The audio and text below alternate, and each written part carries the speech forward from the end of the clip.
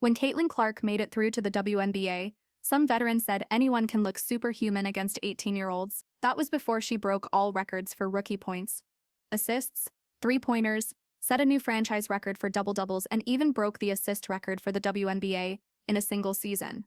Some say it's stat padding against weaker opposition. What happens when Caitlin Clark takes on the best? Caitlin Clark and the Indiana Fever had a rough start to the 2024 season, losing the first 5 games straight. But when push came to shove, Caitlin Clark brought all the smoke to Phoenix Mercury. Waits for it. Clark, nice feed. Wallace with the layup. The Indiana Fever rookie entered Footprint Center to a raucous crowd of over 17,700 supporters. But to be honest, most people did not attend to watch Phoenix Mercury. They came to see Caitlin Clark, whose electrifying play style has taken the WNBA by storm. Despite her illness, Clark proved why she is basketball's next big thing. Her shot was not falling, only 4 of 14 from the field, but she controlled the game with her all-around performance, 15 points, 12 assists, and 9 rebounds. When the Fever needed her the most, she delivered. Indiana won 84-81 with 2 clutch free throws in the final second. Taurasi warned Clark before the game that the WNBA was a different beast, stating reality is coming.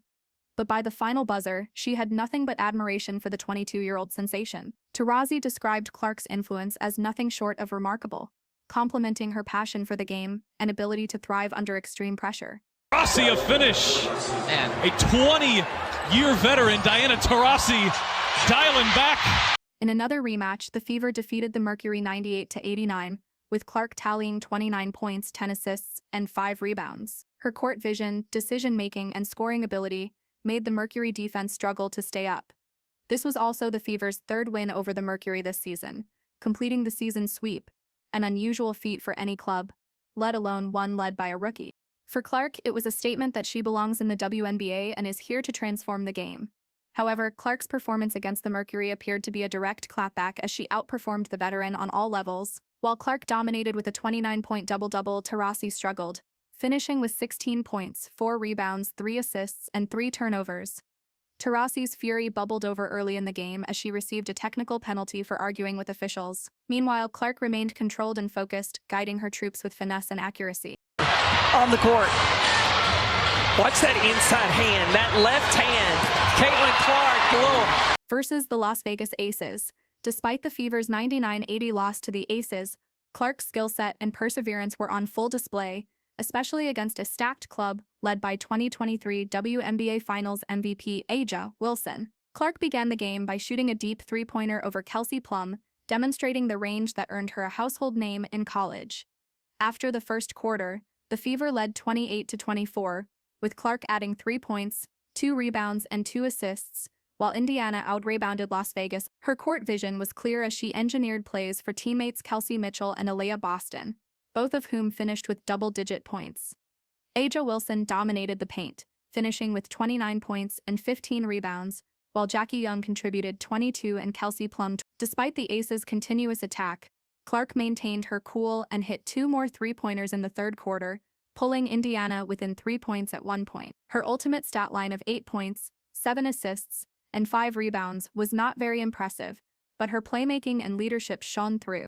Clark's ability to create opportunities for her team, even against a defensive behemoth like Las Vegas, displayed why she is one of the WNBA's most promising young players.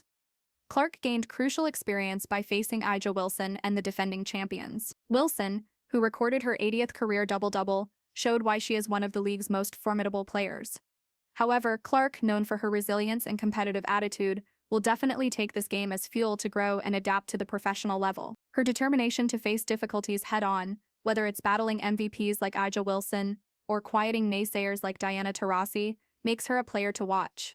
While the Fever are rebuilding, Clark's presence promises that better days are ahead for Indiana supporters. Clark able to bank it in on the drive. That's where one guard is just a lot stronger than the other because of her experience and maturity. Nice look from Clark, and Smith lays it home. Clark's debut versus the Liberty was maybe the most anticipated rookie debut in Indiana sports since Peyton Manning in 1998.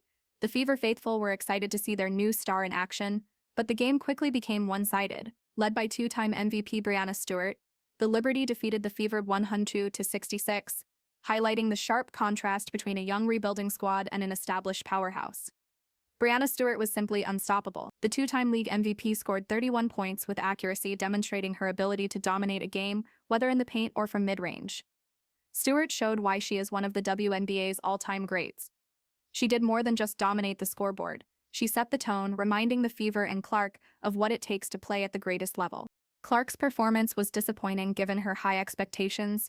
Foul problems dogged her throughout the game, interrupting her rhythm and limiting her playing time. She finished with 9 points, 7 rebounds, and 6 assists, while shooting only 2 of 8 from the field and 1 of 7 from beyond the arc.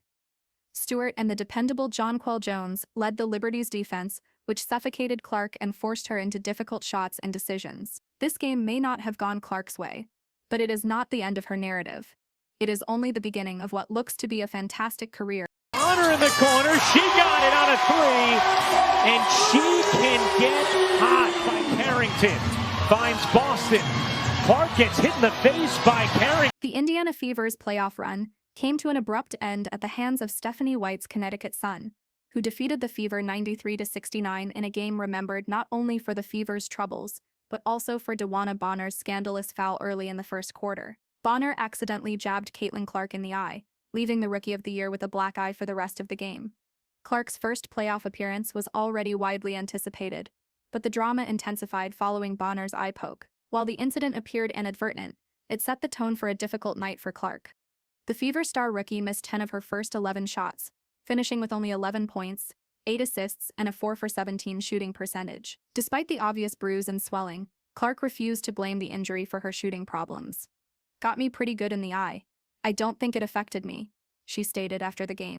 Clark's frustration bubbled over early in the third quarter as her shooting drought persisted. After missing yet another shot, the youngster slammed a chair during a stoppage, displaying a rare sign of anger from the usually controlled guard. That moment seemed to spark something in her, and she made her next 3 shots.